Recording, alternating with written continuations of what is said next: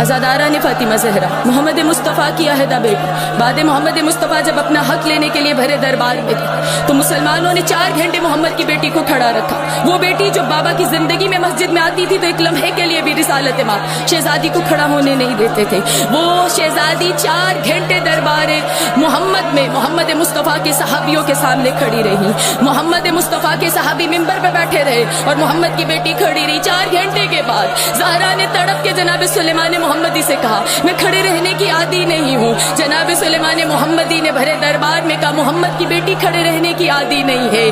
عزادارہ نے حسین 4 گھنٹے کے بعد شہزادی سے پوچھا گیا آپ کیا لینے آئی ہیں؟ بطول نے اپنا حق مانگا اور بطول کو صدیقۃ الکبریٰ کو جھٹلا دیا گیا. روتی ہوئی 4 گھنٹوں کے بعد جب محمد مصطفیٰ کی بیٹی اپنی دہلیز پہ آئی 18 برس کی زندگی میں زہرا ضعیف ہو گئی. بالوں کا رنگ سیاہ سے سفید ہو گیا. شہزادی نے دروازے پہ دق الباب کیا. چند برس کی بیٹی نے دہلیز پہ آ کے پوچھا کون ہے؟ ماں کو پہچانا نہیں. فاطمہ زہرا نے کہا زینب پہچانیے میں آپ کی ماں. کہا اماں جب گھر سے گئی تھی آپ کے بالوں کا رنگ سیاہ تھا. شہزادی نے کہا میں بھرے دربار سے او آئی, میں باپ کے صحابیوں کے دربار سے او آئی. زینب میں آپ کے ہاتھوں میں رسن دیکھائی. زینب نے شہزادی نے تڑپ کے کہا اماں میں کوئی لاوارث ہوں جو میرے ہاتھوں میں ہر رسن ہو. شہزادی نے کہا بھرے دربار میں زینب میں رسن دیکھائی, میں حسن کے جنازے پہ تیر دیکھائی, اپنے حسین کو کند خنجر کے تلے دیکھائی.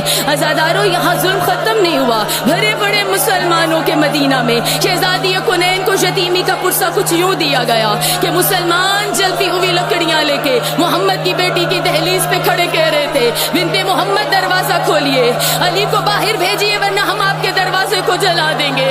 شہزادی کنین کہتی رہی پہچانو جس کا تم کلمہ پڑھتے ہو, مسلمانوں میں تمہارے رسول کی بیٹی ہوں. میری دہلیز کا فرشتے بھی لحاظ کرتے ہیں. میری دہلیز پہ کبھی اونچی آواز میں میرا بابا بھی نہیں بولا ہے. عزادارہ نے سیدہ کنین بنت محمد کا دروازہ جلا دیا گیا. اور صرف دروازہ جلا نہیں تھا, سوچئے لکڑی کے دروازے میں لوہے کی میخیں تھی. جلتا ہوا دروازہ جب بنت محمد مصطفیٰ پہ گرا, شہزادی کنین پہ جلتا ہوا دروازہ گرا, بطول کی پسلیاں ٹوٹ گئیں.